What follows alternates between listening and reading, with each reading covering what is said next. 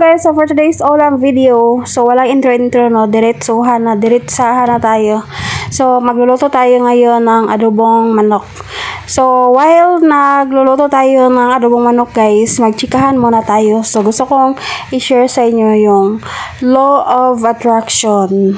So kung alam mo na kung paano gamitin itong law of attraction guys, so skip mo na itong video. Pero kung ikaw na hindi mo alam kung paano gamitin ang tinatawag na law of attraction guys, so magstay ka dito at makinig ka kung paano mag-work ang law of attraction guys. So let's start na tayo. So guys, kung hindi mo pa mapanood yung una kong video, panoorin mo muna yun para makarelate ka dito sa aking ngayong video na to guys. So yung law of attraction guys, nagamit ko na to nung bata pa ako guys. Gusto ko lang i-share sa inyo kasi yung iba kasi hindi pa nila alam kung paano gamitin tong law of attraction. Kasi yung iba kasi guys, wala kasi silang mga pangarap, gusto nila simpleng buhay lang, ganun. So gusto kong i-share kasi yung law of attraction guys ay para sa akin guys, yan yung gusto mong maging sa future mo. Para sa akin lang guys. So marami kasing mga teaching kasi dito sa guys, sa online kung paano mag-work yung tinatawag na law of attraction. Pero sa akin guys, ang law of attraction talaga guys is before sa bata pa ako guys, nagamit ko na to siya guys. Meron kasing tinatawag na master of manifestation. So ganun. So gusto ko i-share kasi ngayon ko lang alam na yun pala yun na tinatawag nilang law of attraction guys. So nung bata ako guys, yung grade 1 ako guys, alam mo, mahirap kami. Hindi naman masyadong mahirap kasi marami naman kami pagkain sa bahay namin. Simple lang kasi yung pamumuhay namin. Yung papa ko is farmer, yung mama ko plain housewife lang. So nasa bahay lang siya lang yung nag-alaga sa amin. Sa papa ko, yung papa ko laging nagbubukid, siya lang mag-isa trabaho sa aming bukirin mga guys. Kaya nung bata ako, alam ko na kung nakikita ko na yung papa ko na nahihirapan talaga sa pagtatrabaho. Kaya nangarap ako na kung sa Bisaya pa guys, hayahay nga panginabuhi. Kung sa Tagalog pa guys, hindi maghihirap bali masayang pamumuhay, ganun, or marangyang pamumuhay, ganun. So yung bata lang talaga ako guys, nung bata pa talaga ako, gusto ko yung papa ko hindi siya nahihirapan sa kanya pagtatrabaho. So marami akong gusto, marami akong wini-wish sa tuwing gabi, iniisip ko na sana yung papa ko hindi siya nahihirapan. Gusto ko mapadali yung trabaho niya sa bukirin namin.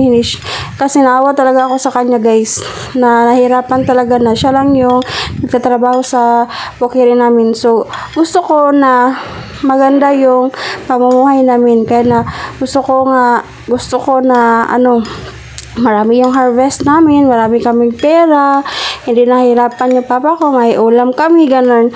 So, sa amin guys, sa probinsya guys, marami naman kaming pagkain. Pero, pagdating sa ulam guys, medyo walang masyadong ulam. Pero, marami kaming ulam kasi marami kaming manok, mga gulay, ganun, mga isda. Yung farm namin, sa tabi lang yung ilog. So kung gusto kang mangisda, ganun, kung hindi ka magtinapol o hindi ka maging tamad, ganun. So ganun guys, alam mo, hindi mo ma-appreciate yung buhay mo na ganun kapag hindi ka pa nakakaranas na pumunta sa syudad. Ngayon guys, gusto kong papa ko na hindi kami mahirapan, hindi siya magtrabaho sa so ganun yung iniisip ko sa tuwing gabi or minsan hapon, umaga, ganun. So iniisip ko na sana katulad kami ng aming kapitbahay na malaki yung harvest. So na-mention ko na to sa dati kong video. Kasi naalala ko noon sa tuwing nag-harvest kami ng mais namin guys, kinukuha lang ng baka, kalabaw. Tapos kami lang yung kung sa Bisaya pa naglubo sa mais. Naglubo sa mais. Yung 'di ba yung iba nilalagay nila, meron silang galingan sa mais. So kami kilubo ra namo guys, nara sa mong balay ginalubo ra namo. So dili pareha sa amo ang silingan nga ilang ginapagaling. So meron silang galingan ng mais, ganon. So meron silang galingan, samantalang kami wala kami ganon. So wini-wish ko yun guys na sana magkaroon kami ng maraming harvest katulad ng aming kapitbahay guys na malalaki yung planters. Gusto ko ring yung kasi dati pagkatapos ng guys, kanang paglubo sa mais guys, so binibilad lang namin sa trapal. So ibig sabihin pag sa trapal lang yung binibilad yung mais mo guys, so ibig sabihin nun maliit lang yung harvest. While yung sa ibang planters guys, yung mais nila binibilad nila sa kanilang doon sa malaking lagayan, yung gitawag nga dryer sa guys. So pagkatapos gilingin yung mais, so binibilad sa dryer. So ganun. So gusto ko rin yon kasi nga yung mais lang namin binibilad lang sa trapal. So maliit lang yung benta, konti lang yung benta guys, no.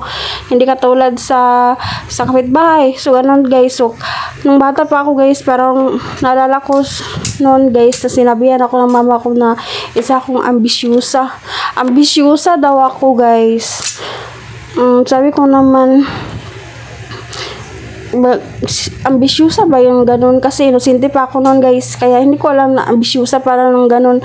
Yung nangarap ka na ng magandang buhay, di ba? Yung iba kasi guys, hindi nila alam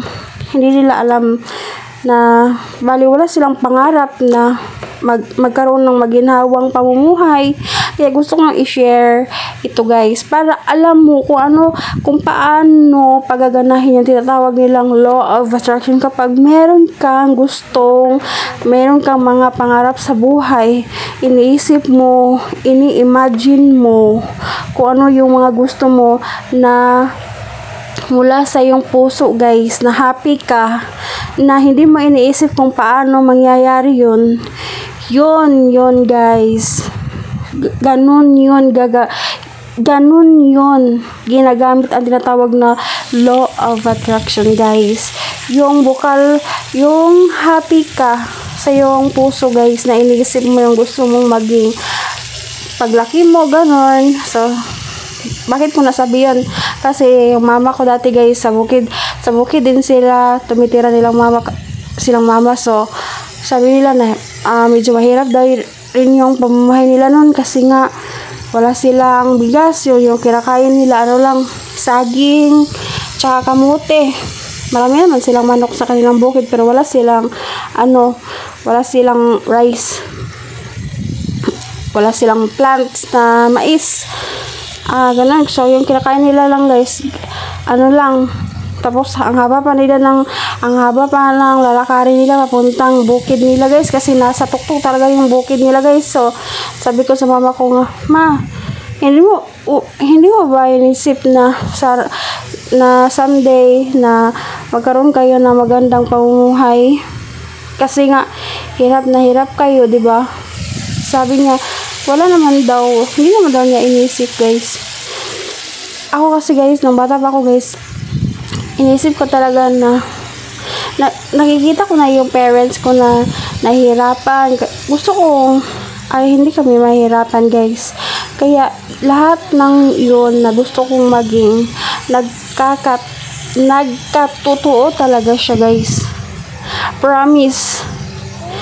Kaya gusto kong i-share. Kasi guys, nung lumaki na ako guys, nagtatrabaho na ako, nag-graduate na ako guys, hindi ko na ginamit yon.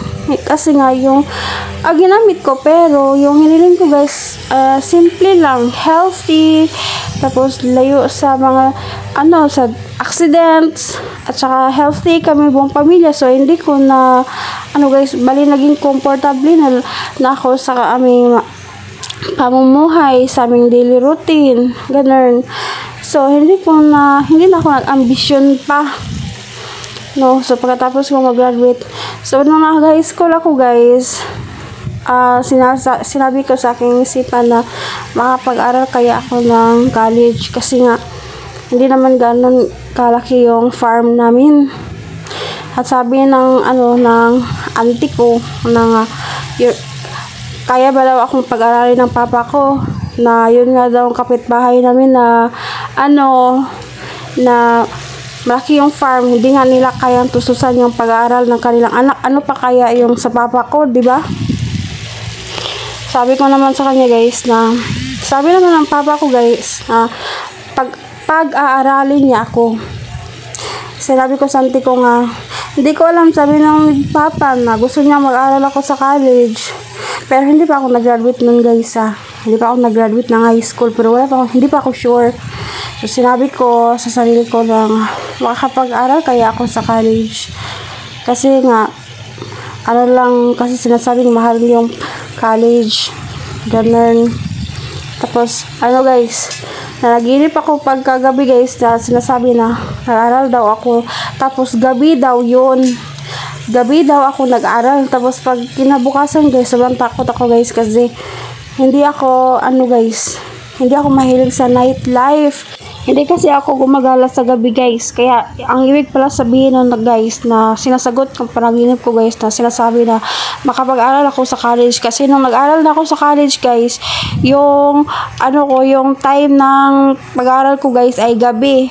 Kasi nga nag-working din ako guys sa pag-college ko, para hindi masyadong malaki yung ni papa, yung gastos niya sa pag-aaral ko. Kaya nag-working din ako guys. Masasabi ko talaga sa aking sarili ngayon guys, na nung bata ko guys ay tinatawag ko talaga yung sarili ko na master of manifestation. Kasi nga lahat ng iniisip ko na gusto ko nagkatotoo talaga guys. Kasi nga kapag sinasabi ko sa isip ko guys nga gusto ko ng ganon, nagkakatotoo talaga siya guys. Kaya sinasabi ko talaga sa sarili ko na isa akong master of manifestation. Kaya ngayon guys, nire-recall ko yun kung paano ko talaga yun ginagawa, kung paano ko talaga yun na-achieve guys.